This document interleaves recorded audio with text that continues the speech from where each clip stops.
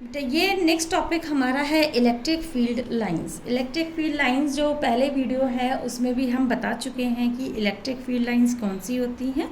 जो कोई भी चार्ज है, क्यू चार्ज, पॉजिटिव चार्ज है या फिर नेगेटिव चार्ज है, उसमें से जो लाइनें निकलती हैं उसको हम क्या बोलते हैं, इलेक्ट्रिक फील्ड लाइंस बोलते हैं। ठीक है, जैसे पॉजिटिव चार्ज लिया तो ये क्या हुआ, ये जो लाइनें निकल रही हैं इनको हम क्या कहते हैं, इलेक्ट्रिक फील्ड लाइंस बोलते हैं। क्लियर।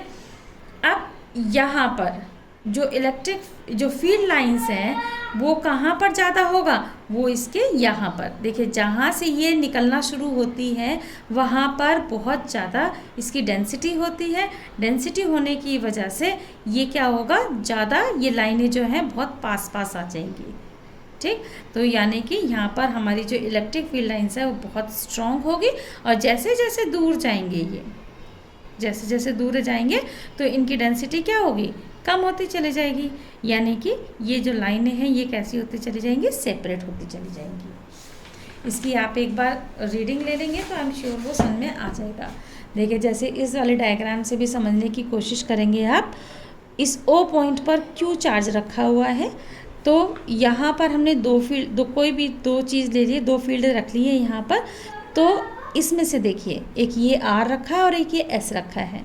इस आर में से जो हमारी इलेक्ट्रिक फील्ड लाइंस हैं वो कितनी निकल रही है, 1 2 3, और इसमें से केवल हमारी एक निकल रही है। तो ये लाइन, ये जो रीजन है ये हमारा कैसा होगा, स्ट्रॉन्ग फील्ड का होगा। ज़्यादा यहाँ पे इस क्यू का चार्ज का इफ़ेक्ट होगा, और यहाँ पर हमारा चार्ज कैसा होगा, वीक होगा। यानी कि यहाँ के कंपैरेटिव यहाँ पर इसका जो असर है, इस चार्ज का जो असर है वो कैसा होगा, कम होगा। तो ये सब बातें बेटा इसमें लिखी हुई हैं, प्लीज़ आप एक बार इनकी रीडिंग करेंगे। दूसरी बात जो मैं आपको बताना चाहती हूँ, ये हिंदी की बुक में भी यही लिखा हुआ है, तो आप इसे एक बार ध्यान से देखेंगे। देखिए जो इलेक्ट्रिक फील्ड लाइंस होती हैं ये एक तो काल्पनिक रेखाएं होती हैं, इमेजिनरी लाइंस होती हैं, और ये एक स्मूथ कर्व होता है। स्मूथ कर्व का मतलब क्या हुआ, हमें इस तरीके का कर्व मिलता है, ऐसे ऐसे ऐसे जिगजैग में नहीं मिलता है, एक स्मूथ कर्व मिलता है ये।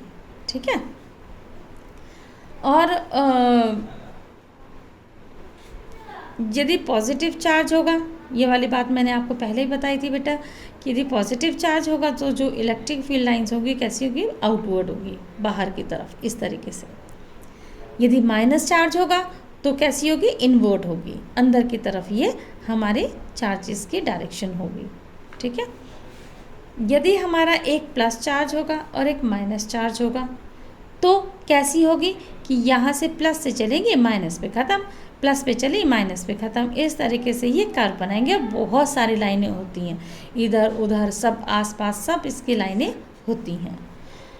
फोर्थ पॉइंट जो आपको याद रखना है वो रखना है कि ये डिसकंटिन्यूअस होती है। डिसकंटिन्यूअस का मतलब क्या होता है, जैसे आप मैग्नेटिक फील्ड में पढ़ते थे, मैग्नेटिक फील्ड में हम क्या पढ़ते थे, ये नॉर्थ पोल है, ये साउथ पोल है, कि नॉर्थ पोल से निकली और साउथ पोल की तरफ से वापस आ गई, ये क्लोज्ड कर्व बनाते थे। ठीक है, कंटिन्यूअस था, ये लगातार था।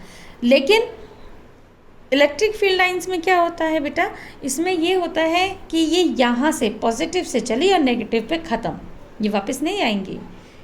तो ये कैसी है, डिसकंटिन्यूअस है, लगातार नहीं होती। ये यहाँ से चली यहाँ पे ख़त्म, यहाँ से चली यहाँ पर ख़त्म, तो ये कैसी हैं, ये डिसकंटिन्यूअस होती हैं।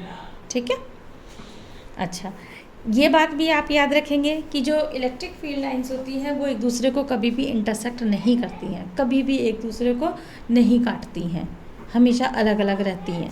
तो यदि मान लो पॉजिटिव चार्ज है, ये भी पॉजिटिव चार्ज है, दो पॉजिटिव चार्ज रखें तो वो क्या करेंगे, अपनी तरफ इस तरीके से कर्व बनाएंगे। तो ये आपकी किताब में दे रखा है, प्लीज़ आप इसे अच्छी तरीके से पढ़ लेंगे।